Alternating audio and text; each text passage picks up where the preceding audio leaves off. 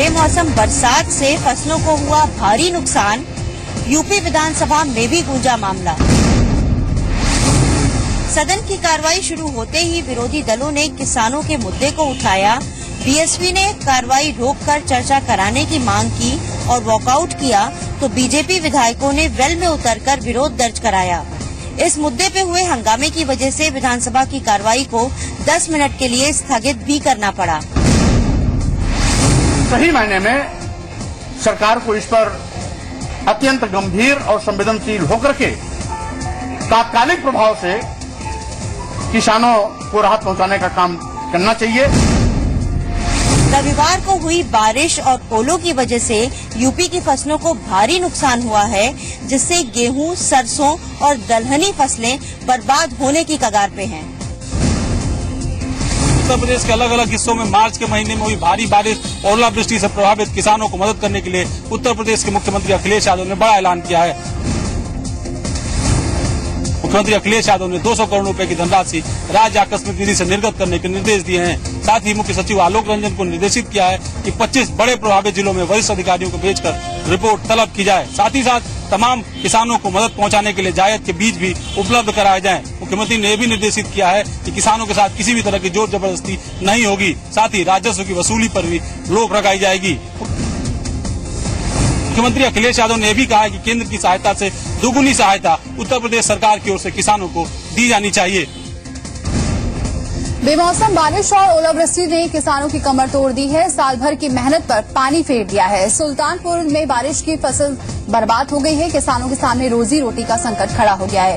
वहीं बारिश के चलते सब्जियों के दाम आसमान छू रहे हैं। महंगी सब्जियों और फलों ने लोगों की मुश्किलें बढ़ा दी हैं। वहीं बारिश के चलते कानपुर में भी सब्जियां महंगी हो गई हैं। मटर, टमाटर, लौकी समेत सभी सब्जियों के दाम में 10 से 15 रुपए प्रति किलो बढ़त देखी जा रही है। आम लोगों के लिए महंगी सब्जियां खरीदना मुश्किल हो रहा है। बारिश हो रही है और नासिक आसिक में ओला गिर गया, बर्फ गिर गई है, इसलिए फसलें बर्बाद हो गई। अब फसल बर्बाद होने से किसानों को भारी नुकसान हो रहा है।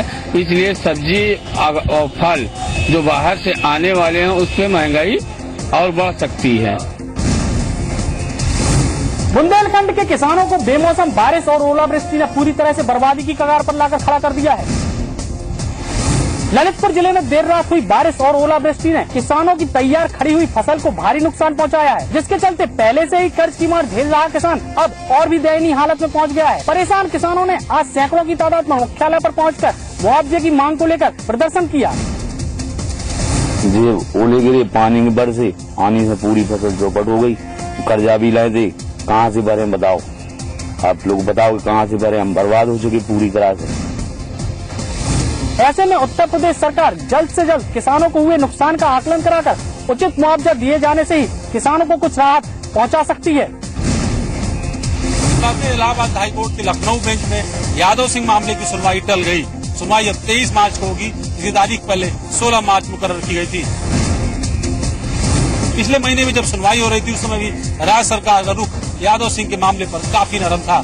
राज्य सरकार को पहले से ही यादव सिंह मामले में नरम रुख रखने का आरोप लगता रहा है। ऐसे में याचिकाकर्ता नूतन ठाकुर ने भी आरोप लगाया है कि सरकार पूरे मामले की सीबीआई जांच से बच रही है। और दूसरी तरफ वित्त विभाग की ओर से जिस तरीके से भारत सरकार के बाकायदा एक चिट्ठी लिख करके सीबीआई जांच की सिफारिश की गई थी, क्योंकि एसआईटी जो इस पूरे मामले की जांच के लिए गठित की गई है भारत सरकार के स्तर पर सुप्रीम कोर्ट के निर्देशन में, उसने भी इस मामले में सीबीआई जांच की सिफारिश की थी। उत्तर प्रदेश सरकार ने इस पूरे मामले पर कमीशन बिठा रखा है और वो चाहती है कि कमीशन के ही माध्यम से इस पूरे मामले की जांच हो।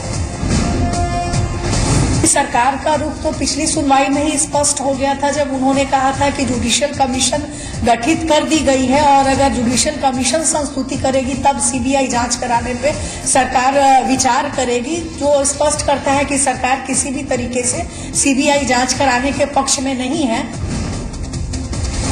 अब जब एक बार फिर इस पूरे मामले की सुनवाई टल गई है, एक बार फिर सवाल उठने शुरू हो गए हैं कि क्या उत्तर प्रदेश सरकार सीबीआई जांच से डर रही है?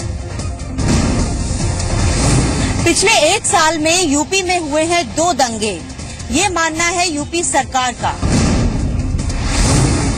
विधानसभा में बीजेपी कांग्रेस विधायकों की तरफ से सांप्रदायिक दंगों को लेकर पूछे गए सवाल पे सरकार ने अपना जवाब दिया है। यूपी सरकार ने सदन में बताया कि मार्च 2013 से दिसंबर 2014 के बीच मुजफ्फरनगर और सहारनपुर में दंगे हुए, जिसमें मुजफ्फरनगर मामले में 447 और सहारनपुर दंगों में 237 मुकदमे दर्ज किए गए। साथ ही आरोपियों के खिलाफ कार्रवाई की भी बात सरकार ने मानी। बीजेपी और बीएसपी सरकार के जवाब से असंतुष्ट दिखी और वॉकआउट कर अपना विरोध जताया। मुजफ्फरनगर में एक दंगे का तो हवाला दिया, एक दंगे के विपरीत 477 अभियोग दर्ज किए। अगर दंगा एक है तो 477 अभियोग क्यों?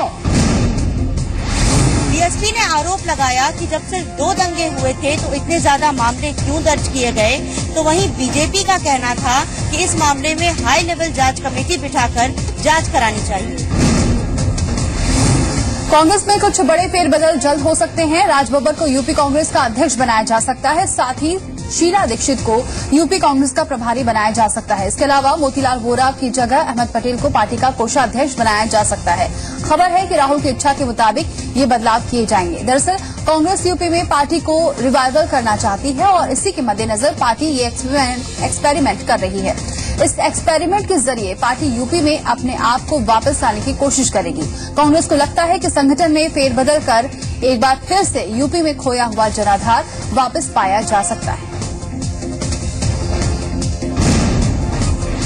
राजधानी लखनऊ में एक तरफ जहां बेखौफ बदमाश पुलिस के लिए चुनौती बने हुए हैं, तो वहीं ठगों का भी आतंक कम नहीं है।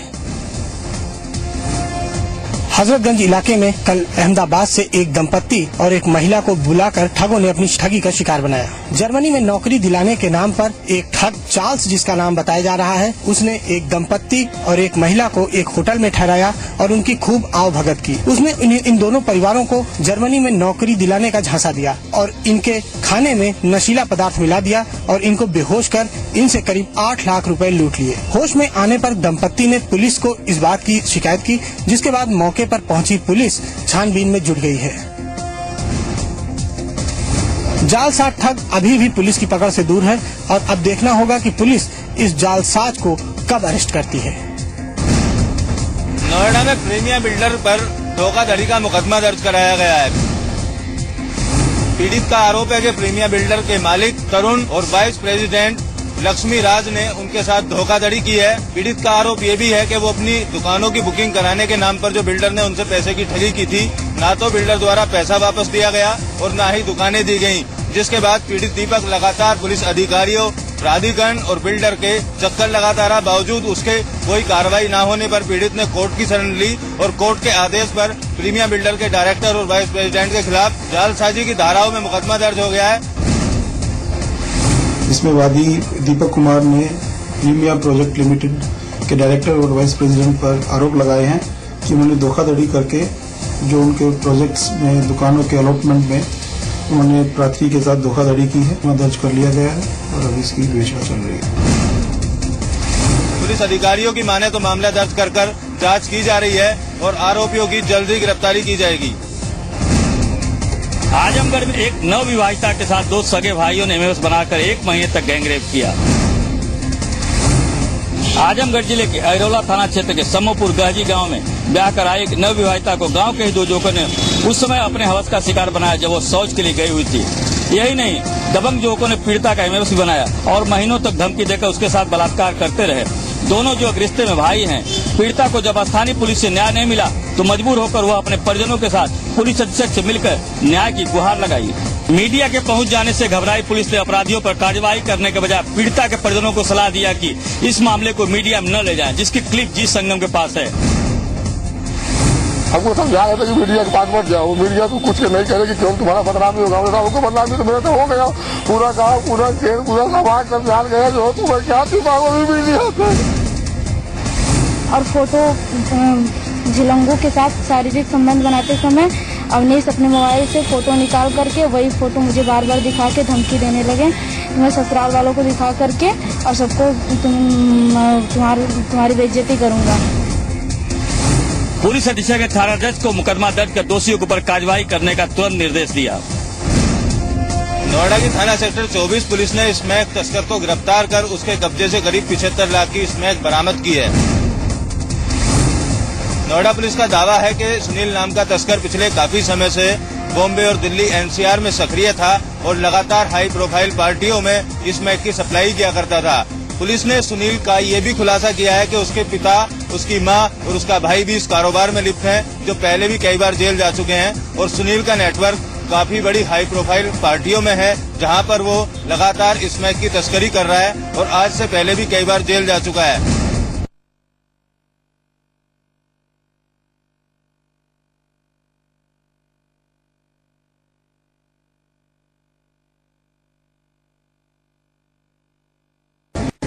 चोरी छिपे एनसीआर के कॉलेजेस वगैरह में स्मैक की सप्लाई करता था। तो सूचना हमारी मुखबिर से पहले ही मिली हुई थी। इसके बाद में जो है हमारी पुलिस थी और कल चेकिंग के दौरान इसकी गिरफ्तारी हुई है। जो स्मैक इसके पास से बरामद किया गया है उसकी इंटरनेशनल मार्केट में कीमत लगभग 75 लाख रुपए है। फिलहाल सुनील को गिरफ्तार करने के बाद अब उसके और साथियों की तलाश नोएडा पुलिस कर रही है। अमेठी में बर्ड फ्लू के चलते 1000 संदिग्ध पक्षियों को मारा जा रहा है और शुकुल बाजार के पूरे गोसर इलाके में कल 100 और आज 40 कबूतरों को मारा गया। स्पेशल टीम संदिग्ध पक्षियों को मारने में जुटी है। आपको बता दें कि यूपी में बर्ड फ्लू को लेकर प्रशासन अलर्ट पर है। अमेठी में 300 से ज्यादा पक्षियों की मौत के बाद अलर्ट किया गया है। मुख्य सचिव ने यूपी के सभी कमिश्नरों और डीएम को एवियन इन्फ्लुएंजा से बचने के लिए सावधानियां बरतने के निर्देश दिए हैं। वहीं जिलाधिकारी ने कंट्रोल रूम बनाया है जो 24 घंटे खुला रहेगा। एटा की जिला जेल लगातार सुर्खियों में बनी हुई है। जेल के अंदर हथियार मिलने की खबर पर प्रशासन और पुलिस ने रात भर चेकिंग अभियान चलाया। बीती रात को एटा की जिला अधिकारी निधि केसरवानी को सूत्रों से खबर लगी कि एटा की जिला जेल में बंदियों के पास हथियार पहुंच गए हैं और बंदी किसी भी घटना को अंजाम दे सकते हैं। इस खबर पर जिलाधिकारी तमाम पुलिस और लाभ लश्कर के साथ जेल जा पहुंची। जेल के अंदर करीब 4 घंटे तक चले चेकिंग अभियान में किसी भी बंदी के पास कोई हथियार तो बरामद नहीं हुआ, लेकिन गुड्डू नाम के एक बंदी पर मोबाइल मिलने से जेल प्रशासन में हड़कंप जरूर मच गया। एटा की जिला जेल में मोबाइल मिलने की ये वारदात कोई पहली नहीं है, बल्कि करीब 13 दिन पहले भी चेकिंग के दौरान एक बंदी पर मोबाइल मिला था, जिसमें बंदियों और जेल पुलिस के बीच खूनी संघर्ष हुआ था, जिसमें कई बंदी और जेल प्रशासन के आला अधिकारी घायल हुए थे। औचक निरीक्षण किया गया है जिला जेल का, सभी की सघन तलाशी की गई है। इसमें मोबाइल कुछ बरामद हुआ है, उसको सीज भी किया गया है और ये भी चेक जांच की गई है कहां से मिला है। एक पखवाड़े में 2 बार अलग अलग बंदियों से मिले मोबाइल से जेल प्रशासन के आला अधिकारी कटघरे में खड़े हो गए हैं और सवाल ये खड़ा हो गया है कि आखिर जेल के अंदर लगातार मोबाइल पहुंच रहे हैं तो कैसे पहुंच रहे हैं। हमीरपुर जिले के ललपुरा थाना क्षेत्र के कुमरौपुर गांव में बीती रात हत्या का एक सनसनीखेज मामला सामने आया है। मृतका के पति का कहना है कि बदमाशों ने लूटपाट करने के बाद महिला की हत्या कर शव को तालाब में फेंक दिया, लेकिन वहीं मृतक महिला के परिजनों का कहना है कि महिला की हत्या की गई है। इधर ही हम लोग बाहर निकला, इधर सब 4 आदमी था, पकड़ के हम लोग मुंह बंद करके दोनों आदमी नीचे ले गया। उधर मार बोला तुम्हारे पास क्या है, सर ला के दो। बोला बच्चे को मार डालेगा, तुमको मार डालेगा, नहीं देगा। तो औरत बोली मारो मत, सब तुमको देगा। क्या लगता है आपको? तो इसके पति ने और सास ससुर ने मिलकर मारा। फिलहाल पुलिस मामले की जांच में जुटी हुई है। देखना यह होगा कि आगे क्या होता है। मुरादाबाद में इन दिनों मासूम बच्चा कतई सुरक्षित नहीं है। वाकया मुरादाबाद के मूढ़ा पांडे थाना क्षेत्र से है, जहां 9 साल की एक मासूम बच्ची पिछली 8 मार्च से अपने घर से गायब थी। कक्षा 2 में पढ़ने वाली ये मासूम बच्ची अपने घर से स्कूल के लिए निकली थी, लेकिन उसके बाद वो वापस नहीं आई। परिजनों ने बच्ची की गुमशुदगी का मुकदमा मुरादाबाद के मूढ़ा पांडे में दर्ज कराया। इसी दौरान मासूम बच्ची की लाश एक बोरे में मुरादाबाद के ही एक खेत में मिली है। गांव के ही बाहर एक खेत था, वहां पर एक बोरे में एक लाश मिली। कुछ लोगों ने बताया, बोरे को खोल के जब देखा गया तो बच्ची की शिनाख्त उसके घर वालों ने की। बच्ची का पोस्टमार्टम करा लिया गया है। पोस्टमार्टम में मृत्यु का कारण गला दबाने के कारण स्ट्रैंगुलेशन की वजह से आया है। अभी तक परिवार वालों ने किसी पे कोई शक व्यक्त नहीं किया है, लेकिन हम लोग प्रयासरत हैं कि जल्दी ही कातिल का पता लगा लिया जाए। फिलहाल पुलिस ने मासूम बच्ची की लाश को पोस्टमार्टम के लिए भेज दिया है। पीलीभीत में एक पिता ने अपने 14 साल के बेटे को धारदार हथियार से मौत के घाट उतार दिया। घटना के पीछे स्कूल की फीस मांगे जाना बताया जा रहा है। दरअसल कुदवाली दिवरिया के गांव बिहारीपुर में ध्रुव सिंह का 14 साल का बेटा प्रिंस कक्षा 6 में पढ़ता था। कई महीनों की फीस बकाया होने पर जब प्रिंस ने पिता से रुपए मांगे तो उन्होंने देने से इनकार कर दिया। प्रिंस की मां ममता की अपने पति से कल बेटे की फीस को लेकर विवाद भी हो गया था। आज सुबह जब प्रिंस सो रहा था तभी उसके पिता ध्रुव ने बंके व खुरपी से उसके शरीर पर कई वार किए, जिससे उसकी मौत हो गई। घटना होने से पूरे गाँव में सनसनी फैल गई है। वहीं आरोपी पिता फरार बताया जा रहा है। जो प्रकरण सामने आया उसमें यह है कि कुछ फीस को लेकर उनमें एक दिन पहले शाम को कहासुनी हुई थी और उसके उपरांत उसने ये हत्या अपने बच्चे की। गिरफ्तारी अभी इसमें गिरफ्तारी नहीं हुई है और जो पिता है वो फरार है। फिलहाल पुलिस ने आरोपी पिता के खिलाफ हत्या का मुकदमा दर्ज कर लिया है और जल्द गिरफ्तारी की बात कह रही है। अगर आपके फोन पर कोई लाखों के इनाम देने की बात करता है तो बेहद सतर्क हो जाइए, क्योंकि आप इस तरह से ठगी का शिकार हो सकते हैं। दरअसल इन दिनों ठग लोगों को फोन करके लाखों का इनाम देने की बात करते हैं। इसके बाद इसी तरीके से ये ठग लोगों से कहते हैं कि वो इनकम टैक्स सहित तमाम खर्चों के लिए उनके खातों में पैसा डालें ताकि वो उनको इनाम दे सकें। इसी लालच में जो लोग हैं वो ठगों के खातों में पैसा ट्रांसफर कर देते हैं। इसी तरीके से जब तक लगातार ये पैसा जमा करवाते रहते हैं, जब तक उनको इस बात का एहसास होता है कि वो ठगी का शिकार हो चुके हैं, तब तक उनका हजारों रुपया ठगों के खातों में चला जाता है। शाहजहांपुर में इस तरह से लगभग 2 दर्जन से ज्यादा लोगों को इस तरह से ठगी का शिकार बनाया जा चुका है। पुलिस में शिकायत तो की जाती है, पुलिस जांच भी करती है, लेकिन ठग अपना काम करते रहते हैं। ये आग्रह है आम जनता से कि वो किसी प्रकार के झांसे में न आए। अमूमन आते हैं कि जैसे आपका मोबाइल का नंबर चुन लिया गया है, इस पे आपको लॉटरी निकलेगी, आप ये रिचार्ज करा दीजिए, फला अमाउंट रिचार्ज करा दीजिए, या आता है कि आपके नाम की लॉटरी निकली है। तो ये समझ लीजिए कि दुनिया में कोई चमत्कार पैसे के मामले में नहीं होता है। इसलिए आम लोग को ये सचेत किया जाता है, ये उनको सूचित किया जाता है कि वो लोग इस प्रकार के किसी झांसे में आए। ऐसे में जरूरी है कि जब भी इस तरह की कॉल आए आप सतर्क हो जाएं, इसकी सूचना पुलिस को दें, वरना इन ठगों का अगला शिकार आप भी हो सकते हैं। हैरान करने वाली तस्वीर है देवरिया जनपद की, जहां पिछले 6 माह से एक वृद्ध सड़क के किनारे पड़ा हुआ है। चाहे गर्मी हो, बरसात हो या ठंड हो, इस वृद्ध को सब कुछ झेलना पड़ रहा है। देवरिया सलेमपुर मार्ग पर पिछले 6 माह से एक वृद्ध सड़क के किनारे पड़ा हुआ है। मानवीय मूल्यों और प्रशासनिक उदासीनता के हालात की शायद ऐसी तस्वीर कहीं आपने देखी होगी। जिले के सभी जिम्मेदार अधिकारी इस सड़क से प्रतिदिन गुजरते हैं, पर यहाँ रुकने तक की जहमत नहीं उठाते हैं। गंदगी के अंबार में बैठा वृद्ध अखिलेश सरकार की सभी योजनाओं को मुँह चिढ़ा रहा है। यह वृद्ध अपने आप को बस्ती जनपद का बता रहा है और चलने में असमर्थ है। राम चलने वाले राहगीर इनको कुछ खाने को देते हैं, जिस कारण इसकी जान बची हुई है। ज्ञान में आया है कि कोई वृद्ध व्यक्ति जो उस गांव का रहने वाला नहीं है, सड़क की पटरी पर पड़ा हुआ है। उसके लिए मैंने नायब तहसीलदार को निर्देशित किया है। वो अभी जाएंगे, देखेंगे कि वो किस बीमारी की वजह से पड़ा है, या असहाय है, या वो यहाँ से हटना ही नहीं चाहता है। जो भी स्थिति होगी, अगर वो बीमार होगा तो उसको हॉस्पिटलाइज करा दिया जाएगा। अगर बीमार नहीं होगा, वो वृद्धाश्रम जाना चाहेगा तो वृद्धाश्रम भेज दिया जाएगा। ये तस्वीर इस बात की गवाह है कि सूबे में अखिलेश सरकार की सभी योजनाएं ध्वस्त हो चुकी है और प्रशासनिक अधिकारी संवेदनहीन हो चुके हैं। एटा की जिला जेल पर राष्ट्रीय ध्वज के अपमान का मामला सामने आया है। जेल के प्रशासनिक अधिकारियों ने शाम के वक्त झंडे को उतारकर खूंटी पर इस तरह टांग दिया जैसे ये कोई आम कपड़ा हो। सभी सरकारी इमारतों पर सुबह के वक्त राष्ट्रीय ध्वज को फहराया जाता है और शाम को उतारकर सम्मान के साथ रख दिया जाता है। लेकिन एटा की जिला जेल की कहानी बीती रात को कुछ अलग ही दिखाई दी। जेल प्रशासन ने राष्ट्रीय ध्वज को शाम को वक्त उतार तो लिया था, लेकिन ध्वज को पूरी तरह से लपेटकर संतरी के कमरे में खूंटी पर टांग दिया। रात में कैमरा की नजर जब संतरी के कमरे पर पड़ी तो आनंद फानंद में झंडे को खूंटी से उतार लिया गया। तस्वीरों में आप साफ तौर पर देख सकते हैं कि एक वर्दीधारी शख्स किस तरह से कैमरे से बचकर झंडे को उतारने में लगा हुआ है। जिला जेल में राष्ट्रीय ध्वज के अपमान की खबर प्रशासन को लगी तो जिम्मेदार व्यक्ति के खिलाफ कार्रवाई करने की बात कहकर प्रशासनिक अधिकारी आगे बढ़ गए, लेकिन अभी तक किसी भी शख्स के खिलाफ कोई कार्रवाई नहीं हो पाई है।